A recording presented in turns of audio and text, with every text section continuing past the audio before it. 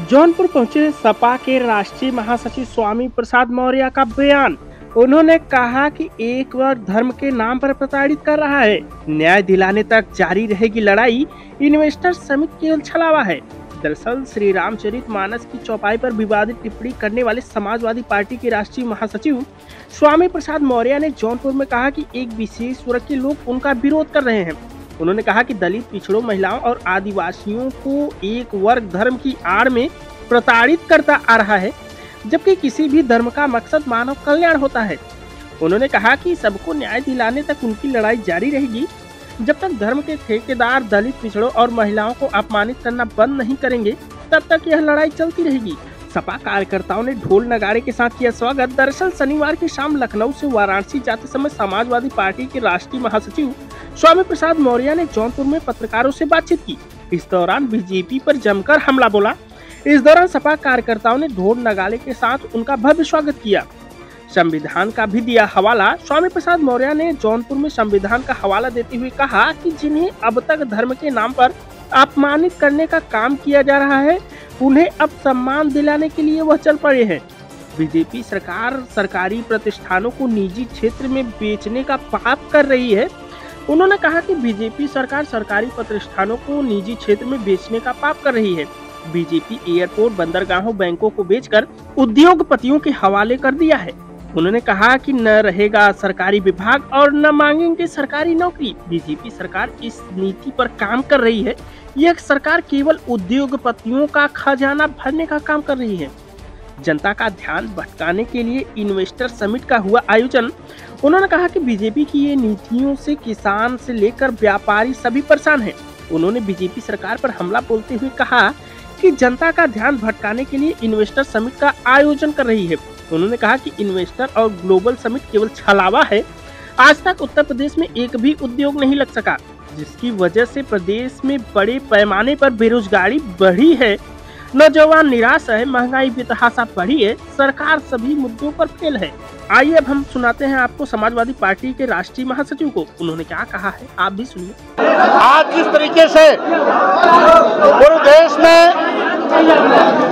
नौजवानों को बेरोजगारी की त्रासदी से झेलना पड़ रहा है, सरकारी नौकरियां गायब होती जा रही हैं, इन्वेस्टर समिट और ग्लोबल समिट केवल दिखावा है, छलावा है। आज तक कोई भी उद्योग उत्तर प्रदेश में नहीं लगा, जिससे बड़े पैमाने पर बेरोजगारी बढ़ी है। नौजवान निराश है, सरकार सभी मुद्दों पर फेल है, महंगाई बेतहाशा बढ़ी है।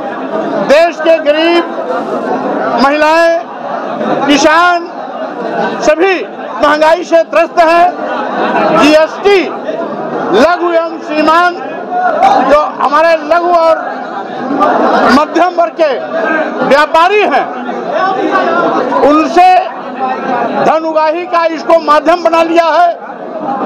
आज व्यापारी परेशान है, सारे विकास काम ठप हैं। केवल नाम बदलना, पत्थर लगाना आदि आदि करके ये झूठी वाहवाही सरकार लूटने का काम कर रही है। और यही नहीं, आजादी के बाद ये एक पहली सरकार है जिसने सरकारी क्षेत्र के उपक्रम प्रतिष्ठानों को निजी क्षेत्रों में बेचने का पाप कर रही है। शुरुआती दौर में ट्रेड यूनियन लीडर और विश्वविद्यालय यूनियन के छात्र नेतागण मांग करते थे कि निजी क्षेत्रों का राष्ट्रीयकरण किया जाए, लेकिन भाजपा की सरकार एक ऐसी सरकार है जो राष्ट्रीय संपत्ति को, राष्ट्रीय विभाग को अपने चहेते उद्योगपतियों के हाथ में कौड़ियों के भाव बेच रही है। देश के सारे बंदरगाह, एयरपोर्ट, एयर इंडिया, सारे रेलवे स्टेशन, कई दर्जन ट्रेनें, यहाँ तक कि LIC जैसी संस्था और साथ ही साथ बैंकों को भी इन पूंजीपतियों के हवाले कर दिया है। ये देश का दुर्भाग्य है कि आज नौजवानों को जिन सरकारी प्रतिष्ठानों में सरकारी नौकरियां मिलनी चाहिए, उद्योगपतियों के हवाले होने से आज नहीं, आगे कभी नहीं इन नौजवानों को सरकारी नौकरी मिलने नहीं जा रही है। यहाँ तक कि सरकार की मंशा है, न रहे बांस न बजे बांसुरी, न रहेगा सरकारी विभाग, न नौजवान मांगेगा सरकारी नौकरी। इस स्तर पर आज नौजवानों के साथ धोखा किया जा रहा है। आज यही नहीं, सभी मुद्दों पर फेल सरकार, कभी इन्वेस्टर समिट, कभी ग्लोबल समिट का नाटक करके प्रदेश की जनता की आंख में धूल झोंकने की कोशिश कर रही है। जनता हर चीज को देख रही है, समझ रही है। आज किसान अपने को ठगा महसूस कर रहा है। किसानों की उपज क्रय केंद्रों के माध्यम से न खरीदकर बिचौलिए दलालों के माध्यम से खरीदा जा रहा है। उत्तर प्रदेश में किसानों की फसल छुट्टा जानवरों के द्वारा चौपट किया जा रहा है। कहीं कोई व्यवस्था नहीं है। स्वाभाविक रूप से ये ग्लोबल समिट के माध्यम से सरकार अपनी असफलताओं पर पर्दा डालने की कोशिश कर रही है। ऐसा है, कुछ धर्म के ठेकेदार धर्म के नाम पर देश की महिलाओं, आदिवासियों, दलितों, पिछड़ों को अपमानित करने का काम करते हैं। मेरी मान्यता है, हर धर्म का मकसद मानव कल्याण, मानवता का सशक्तिकरण होता है। गाली देना धर्म नहीं है। धर्म की आड़ में अपमानित करना धर्म का मकसद नहीं है। इसीलिए ऐसे धर्म के ठेकेदार जो अब तक धर्म की आड़ में देश की महिलाओं, आदिवासियों, दलितों और पिछड़ों को अपमानित करते रहे, प्रताड़ित करते रहे, नीच और अधम कहते रहे, उनको सम्मान दिलाने के लिए मैंने आवाज उठाई है।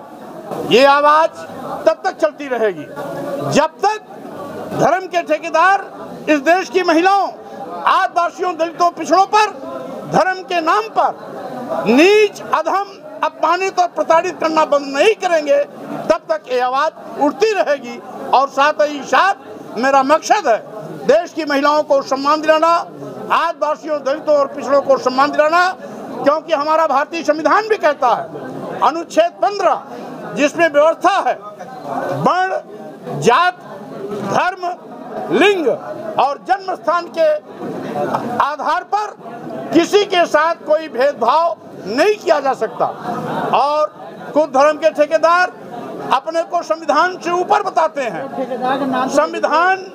संविधान की धज्जियां उड़ा रहे हैं। तो स्वाभाविक रूप से संविधान के निर्देशों के क्रम में मैं जिनको ये अभी तक अपमानित करते रहे हैं उनको सम्मान दिलाने के लिए चला हूँ। विरोध कर रहा आपके बयान का, सूत्र वाले बयान का, क्षत्रिय और ब्राह्मण नेता आपके बयान का एक पार्टी का एक धड़ा जो है विरोध कर रहा है, इसमें क्या कहना है? आपको कोई जानकारी नहीं है। अभी केवल एक वर्ग विशेष के लोगों ने हमारे विरोध में उतरे हैं। कोई क्षत्रिय समाज का, वैश्य समाज का, शिवाकायस्थ समाज का कोई भी व्यक्ति इस मैदान में नहीं आया है। केवल एक वर्ग विशेष है जो इसको अपने ईगो से जोड़ के रखा है। मैं तो चाहता हूं, यद्यपि वो जब तक करते हैं, लेकिन फिर भी मैं, अगर कोई ईश्वर है तो उससे मैं अपेक्षा करता हूं कि इनको सद्बुद्धि दे और देश की महिलाओं, आदिवासियों, दलितों, पिछड़ों को धर्म के नाम पर अपमान करना